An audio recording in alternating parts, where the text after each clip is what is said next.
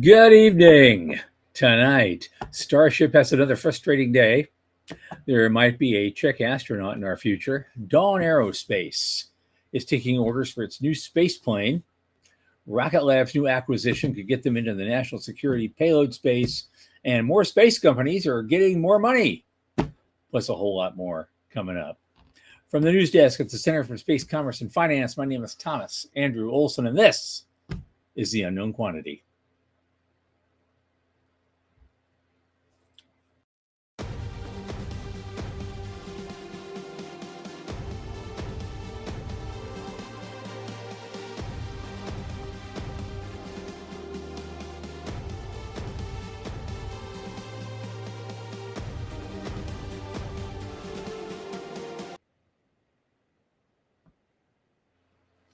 All right. Good evening again. As you know, this program is brought to you by the Center for Space Commerce and Finance. What is the center? We champion and strengthen emerging space startups, space scalable SMBs, space adjacent enterprises worldwide through advisory, access, and advocacy across the funding spectrum. Our programs fortify business plans and investor readiness for founding teams at varying levels of development. A lot of our work, especially this podcast, is supported by our listeners and fans like you. So if you go to the QR code at the upper left of the screen, it will take you right to our donation portal. Keep helping us out. A little in the tip jar each month makes a big difference. Thanks in advance. Joining me now is one of my podcast producers and entrepreneur, one of my oldest space friends, Michael Lane from Liftport. Michael, get in here, man. Hey, how are you? Hey, I'm okay.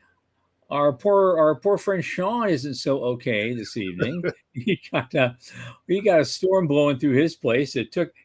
I guess his house is fine, but it took out the internet for him. So we're going to have to hobble along without him this evening. Interestingly, I live an hour north of him. I had a similar set of storms come over my house. Nothing. I'm fine. Nothing. So, you're fine. Yeah, that's crazy. That's crazy. Yeah. Up in the beautiful Pacific Northwest, yesterday was our first 80-degree day, so we're super happy. Everybody was outside in the world, and this morning it was 65 and raining, and I'm wearing a sweater today. So that's how things are for me. That's it. But oh no, I think the last time I had our first 80-degree day was sometime in March. Yeah, so, right. It was a while ago. So hey, I dream of that. Now it's at least 90 every day, and storms in the afternoon. But here we are. Starship had another bad day. I don't know what to make of this. Some things happen too many times in a row. You kind of wonder, what's really going on. I don't hate to put on my tinfoil hat here, but my God, what's it going to take? Because the only other answer is there's some fundamental flaw in what they're doing that's not being addressed. Because they got so close yesterday. I'm not going to try and sit here and armchair engineer these folks. Yeah. I've really kind of I don't know enough about this engineering to have a really valid opinion on this. I'm a fan of the team, not necessarily the person, but I love what they're doing. It is really bumpy, and honestly, I'm a little surprised given how the caliber of the folks involved. I don't know. This piece I like, picking up the pace. 3 flights will be faster, about 1 every 3 to 4 weeks. If he succeeds at that and still blows up 3 rockets in a row, 3 more rockets in a row, and they're able to hit this launch cadence, I will still be damn impressed. Oh, sure. I was thinking after the other day, I was going, it may take another 9 of these before we get there. But he just got the okay to do 25. So somewhere in that pack. Wait. I didn't hear that part. He say that again. He got the okay to do 25 launches. Yeah, Oh, I missed that one. yeah. Wow. To All right. step up the pace and for to a total of another 25. Is So that in yeah, this article? it'll I didn't see that. that's huge. Oh, right there. Right there. All right. I Yep, didn't see this. yep. All right. Nice. That's pretty cool. So yeah, I mean, okay, it blew up. Okay, too bad. A little frustrating. Um, but at the end of the day, how many launches did they have to get for Falcon 1 or whatever the prototype was before Falcon 1? It was three Well, or four. Falcon 1 was the prototype. It was because they only had one engine in it. And Yeah, that's why. And it's the number of engines. They call it yeah, a yeah, Falcon 9. Because technically, the Falcon Heavy should be the Falcon 27 yeah. when you Right. think about it. But they decided, no, we're not going there. Yeah, yeah, Or the yeah. Falcon 65 now, or whatever it is. Right. You have to run with Starship. But yeah, Falcon 1 flew 4 or 5 times, and had problems before they finally got one into orbit. But I was there on the day. It was during the IAC in Glasgow in Oh, right on. 2008, Yeah, and yeah. they launched that one day, and it got into orbit with an actual payload. Everybody went nuts, and they Right. sponsored a party in this local pub near the conference venue, and the Nice. the place was packed, and everybody was celebrating. Yeah, 2008. That was so Yeah, 17 years ago, almost. incredible. And look where Uh, we I, are. I'm going to just toss in Morty's comment here because it's true. We need Starship to succeed. It'll drive everything else. Yep. Absolutely. Right. Yep. Thanks, Morty. Appreciate it. All right. Let us shift channels to Czechoslovakia. It's not really called Czechoslovakia anymore. Yeah. So the Czech Republic may have its first astronaut. They're gonna put a few bucks down. They're gonna fly in an Axiom flight, and so I was just kind of cool to add. They're finally getting somebody in there. Mhm. I've been to Prague. I love that place, and so I'm glad to see they're getting in the game and getting somebody up there. Yeah. Yeah. I feel like that's a really big deal. I went to I think it was ISDC. It's probably about 6 years ago in Los Angeles, I think. Mm-hmm. And there was a young scientist, PhD, from the Czech Republic, and they were just starting to get into the space sector. And they were talking about following Luxembourg and really getting into space resource mining. And I'm like, well, first of all, Luxembourg spent $200 million and they've got nothing ROI. Mm-hmm. So don't do that. Then they were talking about going to Mars and following United Arab Emirates. I'm like, well, you don't have the money to do what UAE does. Well, what are we going to do? I'm like, go to the moon. Focus on Leo and go to the moon. You can do that with your resources. And he actually sent me a message about 3 months afterwards, and all he said was, "We owe you for the moon pivot." And it was just kind of one of those cool things. He's like, "Yeah, we should go to Cool. the moon," and he was able to take my arguments back to the ministry, and that was a long time ago, but it really stuck with me, and I've lost track of the scientist, but it is really cool to see them doing this. Um, yeah, and it's good for Axiom too, because I've definitely been skeptical of Axiom for a while. Yeah. They've got a gigantic head count. They're spending money as if they're a government program, but they don't have government money. So this is probably a pretty good deal. I kind of wonder what's happening in the background and what the revenue for Axiom is going to be. But Well, yeah. I don't want to get started on that topic again because we've discussed that yeah, previous show, how they kind of lost an opportunity yeah. a year or two ago. And so, Do do you remember Bigelow Aerospace? Oh yes. Yeah, this was their plan. This going out to heads of nations and bringing in other nations to build programs for their astronauts. What was that? 15 years ago? Yeah. Something like Yeah. that. Yeah. So it's cool. All right, good for them. Yep. Nice job, folks. All right. There's an outfit called Dawn Aerospace. Have you heard of them? I have. Are they the folks out of? Are they out of Canada?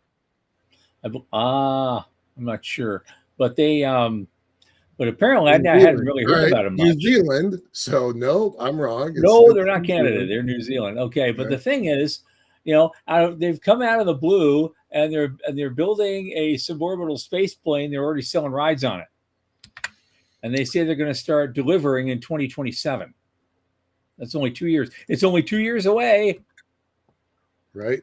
The future is only 2 years away. It's only 2 years away. Here we go.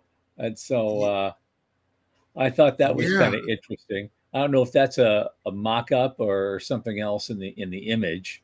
Yeah, that I don't know. That looks like a model to me, but Yeah. it's hard to say. That doesn't seem like it's enough exhaust for a real rocket. But okay, fine. Yeah, the folks that were trying to I heard about Dawn a couple of years ago, which is why I thought they were Canadian. Um uh the folks that are trying to have babies on orbit had some sort of relationship with Dawn Aerospace. That's Okay. how they got on my radar. I don't know what that story is. I really don't. But yeah, 100,000 per flight. That's pretty neat. You can That's do a almost lot that's with like a that. retro number compared to the numbers they're talking about now. Yeah, So yeah. What's Virgin Galactic at? 250, at 300,000? least, Yeah, yeah. yeah, And if you want to get ahead of the line, it costs a lot more. right. These folks, some of their partners are good, right? Arizona State and Scout Space. Yeah. We've tried getting the Scout Space people on our show. They're Mhm. not really great about returning calls, but yeah, I mean they've got some good partners that have money, not a lot of money, but enough money. So yeah, I'm curious to see where that goes. I think we say that on every show. Right. All right. What else? What are we going? Where are we Here's the going? thing. I just want to throw one thing in here. I put it in the list. Uh, students can come up with the greatest things. And there apparently is a group at Rice University, some student engineers, and they've claimed that they're building a safer, low-cost satellite thruster. Cool. So I don't know who's going to buy it or what's it for. Let's look.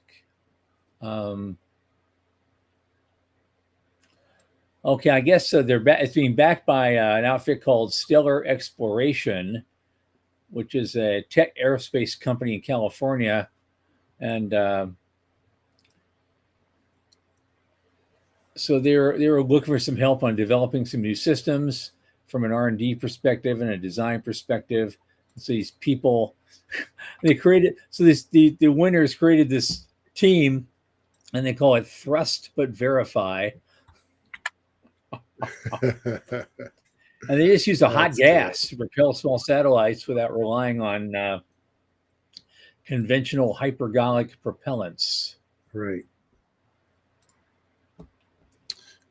Yeah, cool.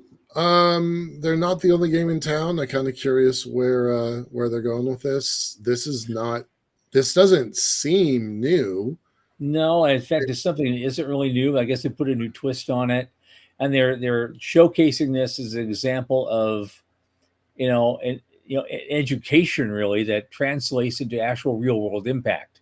All right. So they got an award-winning thing, and they may have helped, open some doors, for themselves and for the small set industry as well. This feels a lot like like we've had 2 or 3 or 4 competitors in our various business plan competitions come through and showcase, ultra small rocket nozzles, or one team was putting together um, a variable propellant for either fast or slow ISP thrust. Right. And so this feels like it's like, okay, cool, come out of the lab, show me your business plan, and put you on stage for a competition. Yeah. That's what kind of this feels like to me. Okay. All right. All right. Well, this should feel differently for you. Rocket Lab is in the news again. All the things that they've been doing lately that we've been talking about for the last couple of weeks. Right. We never. Well, now they want to acquire Geost, and with that acquisition, enter the payload market as for national security payloads. So I know I have this link because we talk about Rocket Lab every single week, but I do not see this link. Well, I'll tell you what, I can do this really quickly. Let's see how it did not end up on your list. I don't know, but we've been talking about Rocket Lab almost every week for a month or two. Yep. They're really making some moves, those folks. So, but now they're going places. I thought I didn't see that coming at all. All the other stuff they're doing is just like totally over here somewhere. Yeah, it really is. So well, good for them. It's like the military stuff too. Everybody's going now for doing military stuff because that's where the money is. And so, national security, same thing. That's a handmaiden to the military too. So, there's probably lots of money flowing through there. So why wouldn't they go and grab some of it? Do you remember that line? They asked the guy why he robs banks, and he says that's where the money is. Why are you going into military space? Because that's where the money is. Yeah. This acquisition is cool. It's like $275 million. There's the money of space, right? A mix of 125 million in cash and 150 in private shares, plus 50 million in additional cash for earnouts based on revenue. I love that deal. I don't know if it's a good deal or not. I don't have any insight into that at all. But I like a mix of here's some money, good job. Now take the ride with us. Here's equity in our company. And if your revenues cash out the way we think they're going to, you'll get another $50 million. I just love that. And when they're buying this company, they're picking up 20 years of flight heritage. Right. In that space. That is a bargain, no matter what. Oh, absolutely. Yeah. And they say, and the guy says, Peter Beck says, Rocket Lab was founded to disrupt the traditional industry, and boy, are they trying to do that. Yeah. Wow. Yeah. I'd not heard of Geost as a company. I didn't know anything about because they're doing half the stuff they do is classified. Why would you? Right. Yeah. Pretty neat. I'm not tired of talking about Rocket Lab. I'll tell you, everything I'm seeing is just exciting. Yeah. All right. What's next? What do we got? We can do one more thing, then we better move on. But what do you think? You've got a whole list there in front of you. Pick one. I want to talk about Spire, right? Let's do that. We have a let's thing do about that. Spire. That's a good one. That's a good one. Yeah. Let's. They're one of our poster children. I like it when they make the news. Right, they are. So tell that story, Tom. A long time ago, at a business plan competition, far, far away. It was one of our big ones in the glory days of the NASA grants. It was in 2012. Yeah, and one of NASA Ames probably. Well, no, it wasn't. Well, we did it at a big hotel. We did all of our training at Ames. We did the boot camp at Ames, but it was the Ames grant that was big prizes back then, right? And so was 2012. It was the second year of the grant. We had 100 grand on the line. There was, I think we had 10 companies that year that competed. And one of them was this little firm out of Europe called Nano Satisfy. Mm-hmm. And they went through the spiel and it looked really interesting. They didn't quite make the cut. They did not win the grand prize. However, one of the judges for that competition really liked them. Yeah. Just privately. He's an investment banker from Connecticut. I think you probably can guess who he is. Anyway, I arranged the introduction, and they started talking. And ultimately, he helped them raise some money. He helped them raise like their first mill, I think. Amazing. And then moved on. But then they went, and then they became Spire, and now they're still moving on into bigger and better things. So what do you want to? Okay, so they just won a Space Force contract for $237 million, and it was probably just in time because they were getting a little thin on some of the stuff they were doing otherwise. Yeah. And so it's another one of those stories. Okay, we'll pivot over here, and here it is. Mm-hmm. Here it is. They're throwing the money. Okay, right. Here's a Space Force contract. Yeah. A 10-year agreement. I mean, come on. Yeah. That's a good day. That's a good day. That's yeah. Concurrent to that, they're also in the news because they were having some problems with they were in trouble. All right, so Tom, you just mentioned that a little bit. Yeah, they had some problems with cash flow, and as a private company, they missed some of their required statements, and they committed to selling a portion of their business off to Kepler. To Kepler, and not the Kepler up in Canada, by the way. It's different. Right.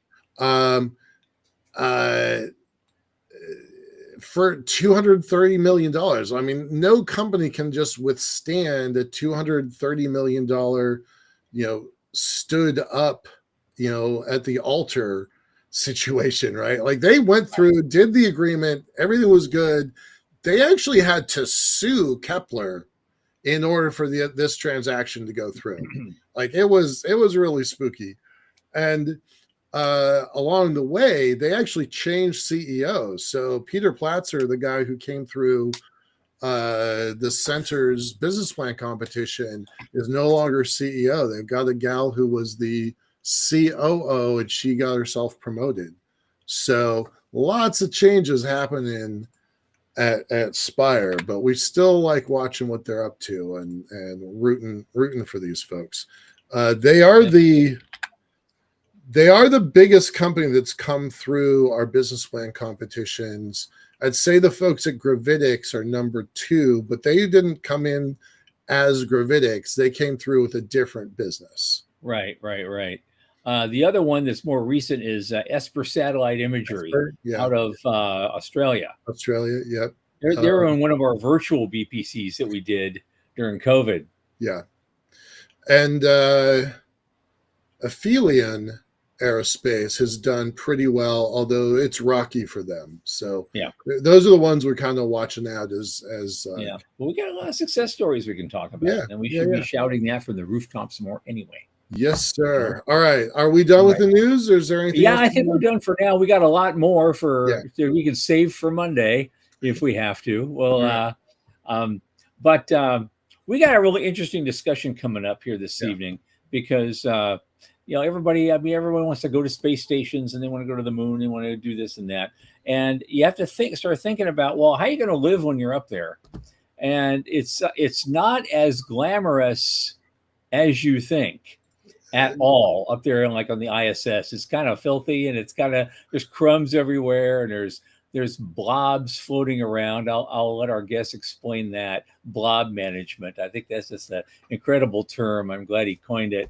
We have tonight is someone named Sam Coniglio, who's a futurist and an inventor and a maker and a writer. And he literally wrote the book on designing for enjoyment and sustainability in off-world living. It's called Creature Comforts in Space. And we're going to find out how we get from here to there. Sam Coniglio, welcome to the show. Hello, gentlemen. How are you doing today? Oh, we're doing great. We're doing great. Um, so I know you've invented and you and some other people have invented some rather special utilities for actually holding liquids together while you're in microgravity. But why don't you give us a start and kind of how you got into this? How did you get where you are, and what interested you in writing a book of this nature about trying to make space better for all humans so we can actually live there and be comfortable and happy? Okay, that's, That's a squeeze lot. 20, 30 years into about 5 seconds, right? Here We we do it go. all the time here. You'd be Yeah, amazed. yeah. Got it. Okay, crash course. Well, way back in the day, first job out of college, I got a job as a technical writer working for McDonnell Douglas at the Kennedy Space Center. So I got to work on space shuttle and space station documentation, doing the payload processing systems and stuff like that. I thought, hey, it's my dream job. I love space. Great, I can do this. Yay! I'll work at NASA forever. No problem. No.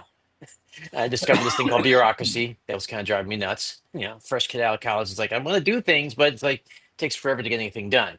So I learned a lot about NASA and how they do things, and how, as a NASA contractor, that's the way we do things. But while I was there, McDonnell Douglas signed on for another contract for another project through the military, but it wasn't a top secret project. It was a kind of like an X program, a test program to prove a technology that people have been talking about for years, but everyone thought, oh, it'll never happen, never can be done. You launch a rocket, it's gone. You launch a rocket, it's gone. You can't use it again, can't reuse the parts, that's it. Ends up that a bunch of space activists convinced enough people with enough political connections to start proving you can do it.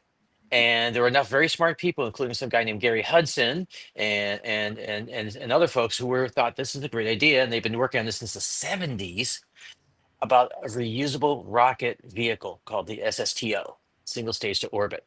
And so by sheer luck, I was in the right place at the right time. My department at the Kennedy Space Center built a flight operations control center. It was basically the first mobile launch control mobile mission control in a trailer to control a rocket taking off and landing. This rocket I'm talking about is called the Delta Clipper Experimental, the DCX. PCX. And for those in the audience, most of you have probably never heard of it.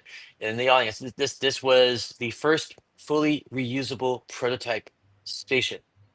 Took off, landed about a dozen times between 1993 to 1996. Yeah. And during that time, there was tons of funding issues because different departments says, no, it can't be done. No, it shouldn't be done. This shouldn't be done. We need to do massive $1 billion projects first before we do a thing.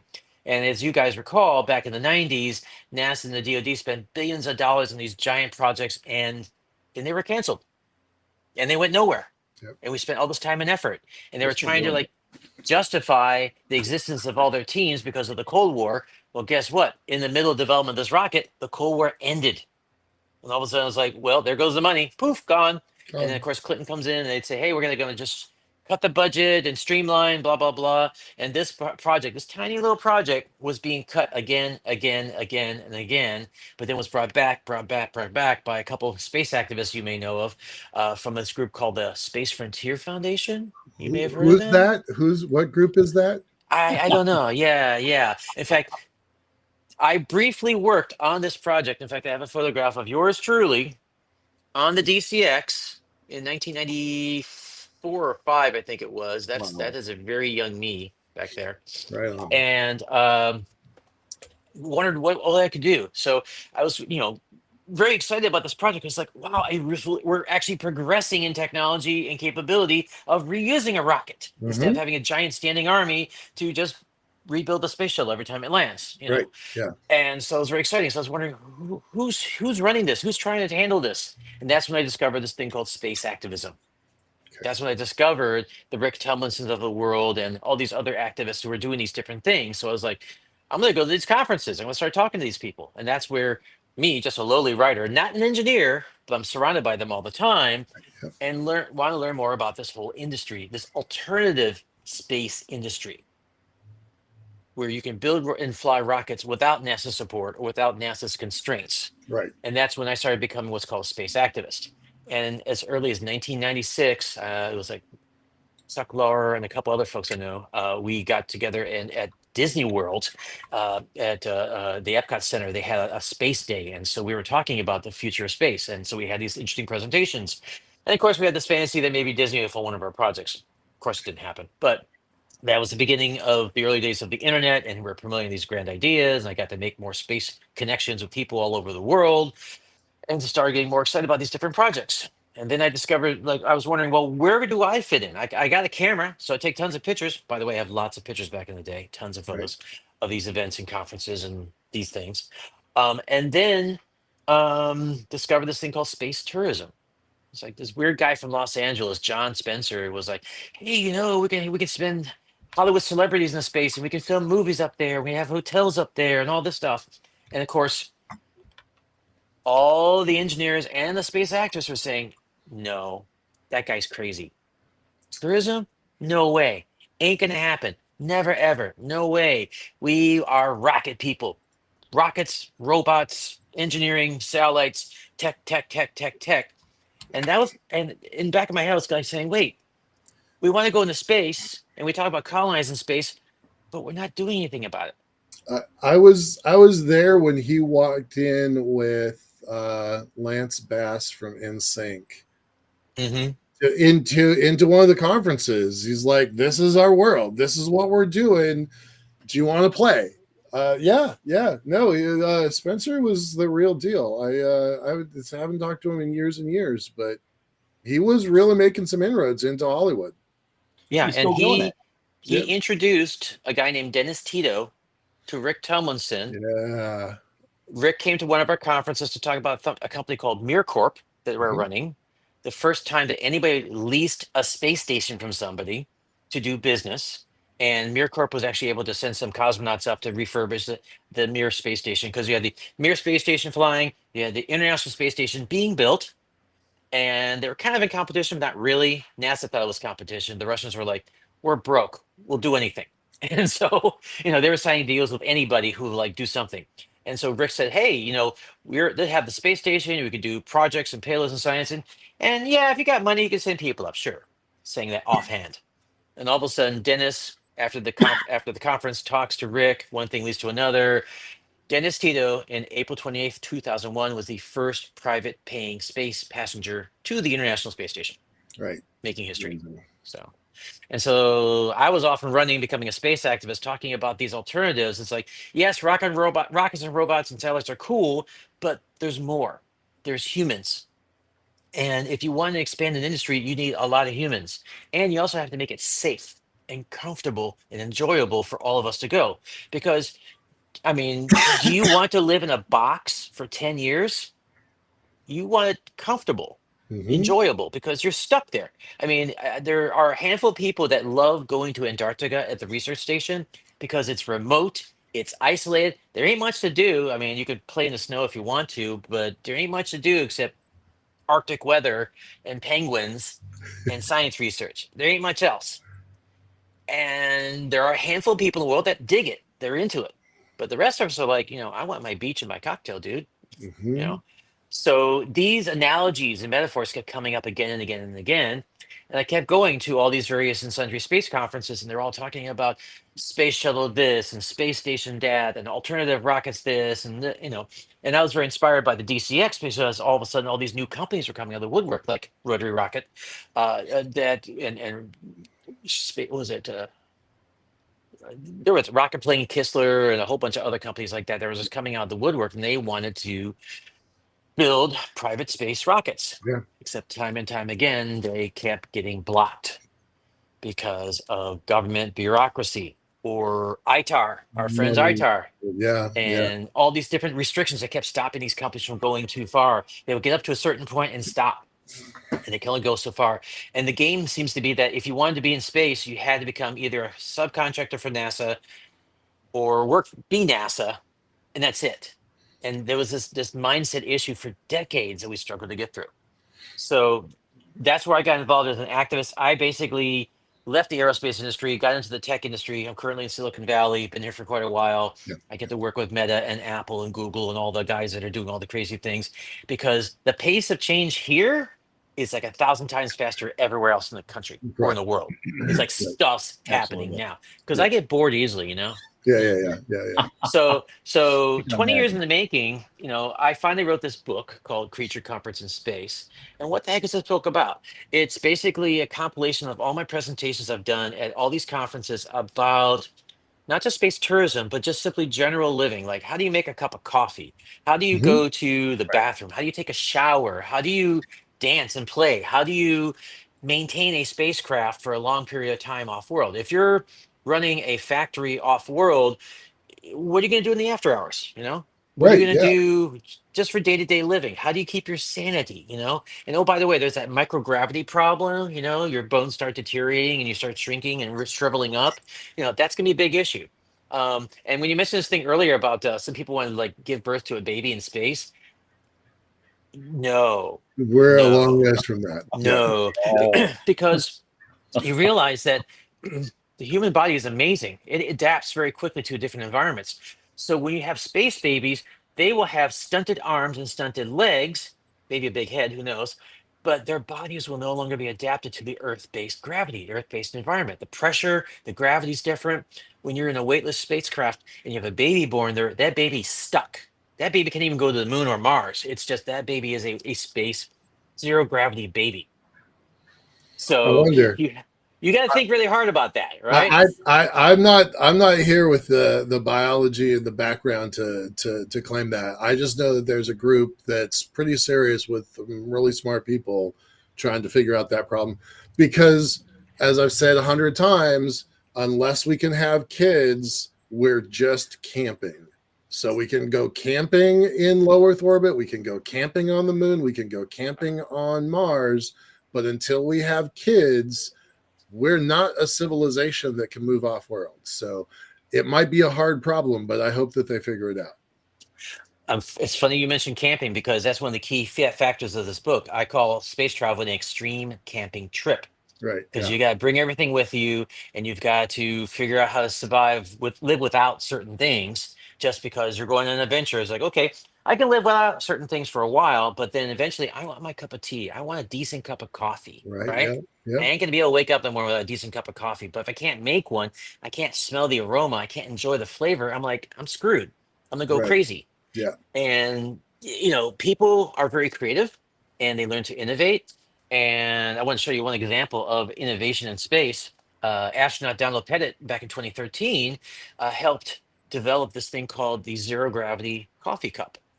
And this thing here, believe it or not, it has a very weird shape, Yeah. but it's designed to keep the liquids on one side of the glass. It doesn't go on this side of the glass, it goes on the pointy end. It's kind of like a teardrop shape. Okay. All right. Yeah, and so the idea is the liquids always coalesce here, and all you need to do is put your lips right here and go suck it, and you can smell it, and you can do there this. you go. It doesn't spill That's, out but you can't spill because it. That's even there better. That's it great. doesn't come That is out great. Oh God, because of Scott surface Adams would tension. love this. He would just love it. It doesn't come out. So this is was the first patented invention in space. Oh, it Just was. yes, Cool. it was one of the first patented inventions in space. And so this all happened because an astronaut was playing. He was experimenting. He was doing crazy things like he would use chopsticks to grab a blob of his coffee and drink it that way. He Okay. would try all sorts of different experiments with different objects he had around him, found objects and play with it. I saw a video of an astronaut taking, you remember CD players, those Yeah. portable CD players? Okay. So they spin, right? Well, that causes gyroscopic forces. So I saw an astronaut take three of them and put them on the XYZ plane and tape it together, turn them all on, tried to spin it, it stopped moving. Nice. Yeah, so Right. experimentation and play. I mean, the gyro system on the space station does that. They have basically the three gyros Yeah. controlling and stability of the space station. So learning to play and experiment with these various random things, you learn stuff about making life easier to do stuff in space. So where I came in with the book was to like prototype and brainstorm as a creative designer of like, well, what would a dishwasher look like? Or what would a laundry machine do? How would it work? Would vibrations help shake off the debris? Can you collect the waste particles from the gray water and the black water. You know about that with Mhm. in the Sure. camper, you have gray water is the dirty water from the shower and the sink. Black water, of course, is the pee and the poo and everything else. Can you process it? Can you reuse it? So I talk about wastewater gardening systems where you have an entire farm in Mhm. space. And in fact, one big issue, of course, is fertilizer. Where you can get the fertilizer? Well, guess what? For millions of years on planet Earth, human waste, animal waste is turns into fertilizer. May have to do a little processing to kill certain microbes, but other than that, just stick it in there. Let nature do what it does. NASA has a life support system called E-cells, and it works fairly well, but they always have to do maintenance to it. And so my proposal is to augment that with nature, Mhm. gardens, and maybe have plants everywhere Right. and filtration systems and just work with nature to do what nature does best, which is process things, oxygen, CO2 into oxygen, and the wastewater turning into clean water, and the waste products turning into soil and so on. Work with nature and learn how to adapt in that environment, especially if you're living long term, days, weeks, months, years off Right. world. And my book is about space stations. It's not about lunar habitats. It's not about Mars, because in my humble opinion, we're never going to get there until we just figure out the fundamentals of how to clean your clothes in orbit. Period. Mhm. Any questions? I could ramble on for hours on Well, yeah. this. Here's the thing. Here's the thing. What I love about your book, in each section of it, you take on something different, and it's like you describe what the current situation is with regard to the dangers that space, you know, provides, and then how we've learned to cope with those dangers in our current situation, which is still not very comfortable and it's not very healthy always. And then you start going on speculating, but with real world examples of how we can make that better over time. And maybe we start with that from one end to the other. I would think we would just start with food, because when I was going through your book again, I remember seeing those pictures of the food packs and all the stuff they take with them. They generate, just as an example, they generate a whole lot of plastic waste that has Yep. to be shipped back. So let's start with that. You got these food products that you can't really eat. You never mentioned, though, this thing you mentioned. I just read it again today. One of the reasons we have trouble tasting things is because in microgravity your tongue swells up. Yeah, and the sinuses, everything is different, and you can't always taste something. And if you're drinking coffee, they have packs of coffee, you can stick a straw in there and drink the coffee, but you can't smell it and you can't taste it. So how Nope. do we get from here to there? What's the Well, one process? example, of course, was the coffee cup. That's Yep. one example. Other example, of course, is microgravity. Can we create artificial gravity up on the space station? And there was a proposal a few years ago to create a small cylindrical prototype rotating station that attach a rotating module that attaches to the space station. I think called Nautilus X, the Nautilus X proposal back in 2011. Mhm. Um, and the guy proposed initially like a giant spacecraft that had this like rotating space station, straight out of science fiction. But having a prototype to test out on the ISS, just plug it in and have basically a sleeping ring that people can rest in. And one of the challenges with zero gravity, one thing, I wrote this book for a general audience. So you don't have to be a scientist or engineer to understand this. This is for scientists, young designers, and Yeah. creative people. I Yeah. was focusing on a much broader audience. With a sleep ring, if you lie on your back and on the ring and you're spinning, you'll get fairly even 1G, half G, or whatever by lying on your back. But if you try to stand up in the ring, all of a sudden you get like No. one Yeah. G at your toes, half G's in your belly, maybe zero G at your head. You're gonna vomit. Your Yeah. body's gonna freak out, and that's why you read about the Dyson, Dyson spheres, and all these vessels back in the 1970s. Projects about create the high frontier, creating these humongous space stations. They had to be such a large distance across, so that you can have them spin, and that you'll have that even gravity gradient from head to toe and maybe more without getting sick. And even up on most of the space stations, you have to be walking in one direction only to feel Mhm. good. Because if you turn your head too quickly this way, you might go, ugh. So there has to be a better way of doing this. It's like Right. on a roller coaster ride, right? Right. If you're on the roller coaster going up and down, and you're going down, you do a quick turn and say, "Hey, what do you think?" Blah! The disorientation in your head and your ears, you're going to lose it. So no one's put any money into developing these prototypes. And in my book, every one of these chapters could become a company, could become a Okay. startup in developing these technologies. And this gets into your world and what you guys are talking about with Right. investments and stuff Yeah. like that. I have a vision. In fact, this will probably be the first time announcing it to anyone, is proposing to create a cross industry conference between mainstream companies and the aerospace industry. In all the topics I mentioned in this book, get representatives from the toilet manufacturers, get representatives from shower manufacturers, get representatives from the food industry, and see if anyone has an R&D arm. Contact the researchers part of the arm, Procter and Gamble and all those other groups. See if they want researchers to work with the aerospace folks like Vast and Axiom and some of these other companies to design these new generation domestic items for space. That's the way I'm calling it, domestic items for space. Okay. These Okay. little things don't seem like much, but when you design them to be super efficient with water, super efficient with power, super efficient with space or whatever it is, you can They take the have lessons learned. applications back down to the earth. Yeah, yeah. Exactly. Take Right. the lessons learned of building this crazy efficient prototype in space, bring it back to Earth, you have a new product line or improvement of your current product line. Tom has this phrase, he calls it space scalable, where businesses build, you know, markets and products down here on the ground that can eventually scale up to the sky. This is almost the opposite, right? Build something for the sky that then has a surprising application or surprising uh, uh, attribute when you bring it back down to the ground. I've been thinking about the energy component for a long time, Well, and yeah, but that thing that's not that. The reason we don't talk about that aspect is because NASA's been doing that for yeah, yeah, 50 years and calling yeah, it spinoffs, right, and yeah, they do a thing, yeah. So they're justifying the billions of dollars they're spending on space to we discovered totally by accident this new product that may be useful for people on the ground, and they make a big deal out of that, and that's why I wanted to go the other way. yeah. It's like, yeah, Yeah. let's build something that'll make in the private investment world. I want to build something that makes sense and they can make a lot of money on the ground, but they've got this unique hook that can be used for a space application when the demand is finally there for it. And they'll be the Right. first ones out there to put their logo on that and say, "Yeah, we're going to Exactly. Mars. Here's our logo on the inside of the spaceship, not the outside. We want you to see it all the time with every video production, right?"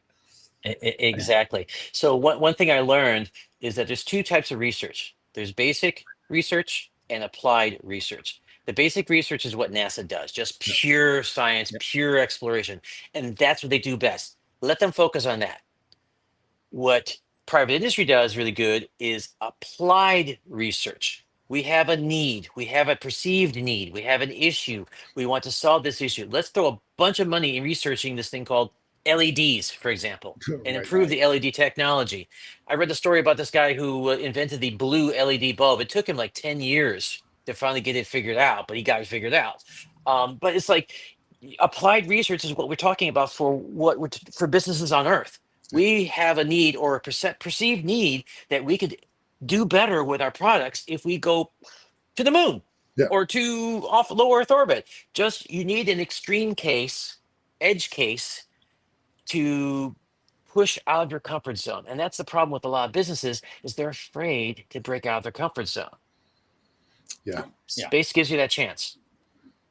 Uh, you've talked about Tomlinson. Uh, you know, we've been the whole industry has wanted a gigantic Woodstock for space for such a long time, and it just hasn't come together. I guess I don't really understand why. It would be great if we had better outreach. Sam, I'd love to see your conference where you start bringing in folks that are not a typical part of our industry and bring them in and say, here's my book. Read chapters, read chapter 4 and you read chapter 9, and we're going to get on stage and we're going to brainstorm this and come up with some plans. I think that would be a great. I'm going to send you a link to something right now. Okay. I just joined this group about a week or two ago. It's called OSMED. It's the Organization of Space Medicine, Engineering, and Design. This is a Okay. group of young engineers, doctors, and designers, like graphic designers, architects, and artists who love space. They want to get involved, but they have no clue how. And so I All feel right. like organizations like this would be a great way to get more people excited about and working in either startups or just innovating new ideas for doing space businesses. There are people out there. These people want to do space stuff. They have no idea how to get in, but I This joined them is because I want to Doctor. I want to This introduce them is to our world. yeah. I love that. Yeah, yeah. These guys, I would love to use Rick Tomlinson's event, the New Worlds Conference, as a gateway drug for all of this stuff. Have Because Rick is trying to go beyond just simply being a journal space conference. He has investors there. He has Yeah. innovators there. They want to do more. They're talking AI, fine, whatever. Everybody and their grandmother's talking AI, big deal. But how about pushing the space envelope at the mainstream level? Can we bring these young people with new ideas? They aren't jaded like we are because we've been at this game for how long? Mhm. They are fresh and excited. We can guide them. We can introduce them to this world and show them how we can do things and maybe do things better. This is a really great group. I did not hear about this before. They have some, this is Dr. Pandya. She's everywhere. I think this is the best environmental controls and life support person in the world. Grant's awesome. He, Yeah. he he helped with my book too. Yeah. No, this is a great group. I did not hear about this. I'll look them up. Thank you. Appreciate that. Yeah. Um, Yeah, so it's time for us, the graybeards, to help guide these people into this new world. right. And I feel having a cross industry conference, design competition, something like that. You want that Woodstock? I feel New Worlds might be it. Because I Yeah. feel like between you and me, I mean, I like ISDC, but it tends to be a kumbaya for NASA, Yeah. and so it's like I love them, but they're cool. But I'm always pushing the edge. I'm always pushing the edge, and I feel like for business, I think New Worlds would be the way to go. Yeah. I'm a big fan of that. I'll post that link in here too. Um, all right, we're Michael, coming what up would you? on the end. Well, Uh, we got a few 8 minutes, man. We're doing yeah, pretty yeah. good. Well, I wanted to give them some time to answer the question. So talk about what does it mean to be a retro futurist, and then pull out your crystal ball and tell us what the next 5 years looks like. Okay. Well, there you go. New Worlds. Easy, New Worlds right? Easy, Conference. right? Yeah. So a retrofuturist, it's someone who basically looks at the past to learn about the future. And there's so many Mhm. lessons learned from the mistakes that we've made over the years, and the successes that we made over the years. I mean, I've been big into the steampunk world, and steampunk was a re-envisioning of the Victorian era. What if the Victorians built some type of rocket, steam-powered rocket ship, and they went to the moon back in the day? Who knows? It's a fantasy, yes, but the idea is to reinvent your thinking. It's like, where did they go? Where did they stop going? What potential do they have? I mean, things like I learned about the Roman Empire, and they have like the best concrete roads in the world that don't fail because of the type of materials they used. And we've got concrete that's fails after a few Yeah, years. So you can learn from the past, apply it to the future. And there was a project that happened a few years ago called Biosphere 2, and most yeah, of you know about this project back in the 1990s, where these guys got a bunch of basically hippies got a bunch of money to build this habitat was totally sealed from the earth, and they built micro biomes, desert and for tropical rainforest and other environments in a sealed container to simulate a space station, to simulate a space habitat off world, and they learned a lot in the process. Wasn't the best organized, but they learned from that, and these are ideas we can get from them. And that's where the wastewater gardening concept I got was from one of sure. their founders, Oh, yeah. Okay. Dr. Mark Nelson. So I Yeah, learned from him about how we can use plants to do 90% of the work that we're relying on machines. Because in my perspective, machines break, machines stop working, the battery dies, the power goes out. Well, if there's an accident, is there a manual backup? Do we have any kind of backup? My concern nowadays, with everybody being so obsessed with AI, is what if the power goes out? right. Yeah, Can you open the door to your car if only AI allows you to do it? right, Yeah. right. Yeah, And the train's coming. Right? Go Eh, see those shows. exactly. You got to have manual backups for things, and people get lazy, and it's like, oh, let the robot do the thing. Oh, then do that, and then you just forget. and you don't know how to do even the most fundamental things like how to make a cup of coffee. Right. So what does the next 5 years look like then? Well, things are moving like crazy now.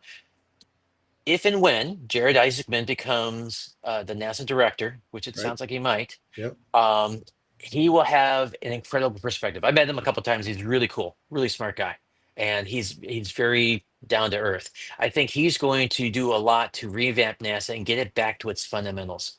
NASA does pure research, but while they're doing their pure research, they got to get up into space. How are they going to get up in space? They're going to contract out to companies that have rocket ships and fly their trucks because it's all about driving trucks, you know?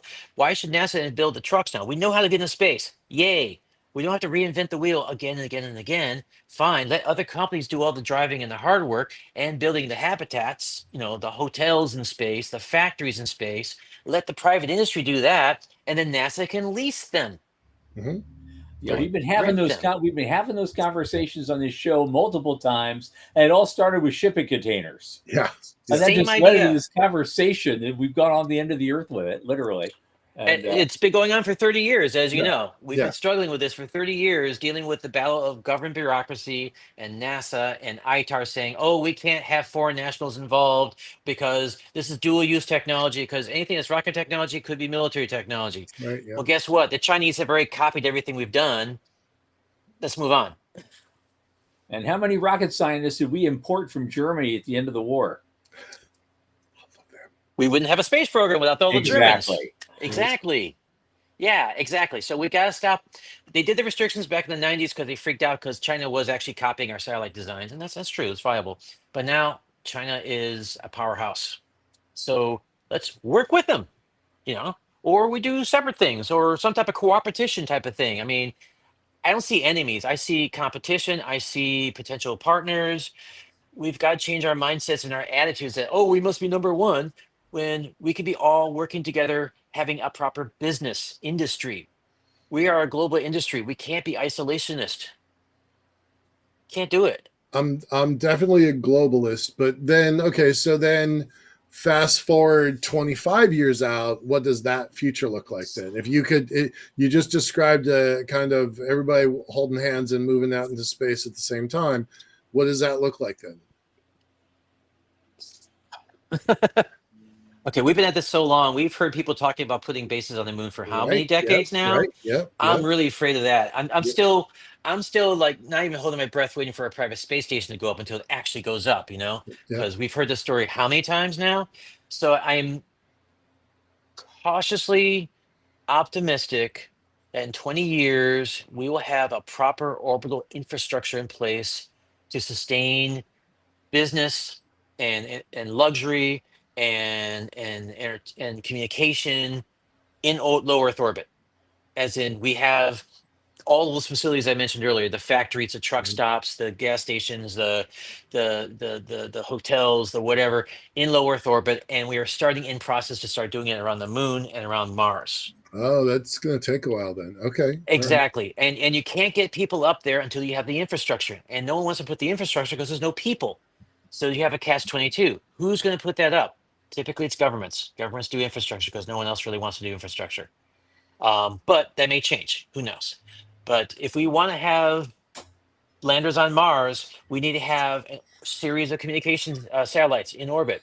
There used to be this thing called the interplanetary internet back in the 90s, proposed by a guy named Vint Cerf, Surf. who's Yeah. one of the Oh, yeah. co-authors of the internet, right? Yeah. Yeah. And he developed a Right. new protocol, delay tolerant networking, so that you can have something really, really far away and still save all the data and get from point A to point B. So we need to have DTN satellites around the moon, around Mars, and back and forth, so we can have continuous communications, not fast, not, you know, you still have the delays, Yep. but at least it's consistent.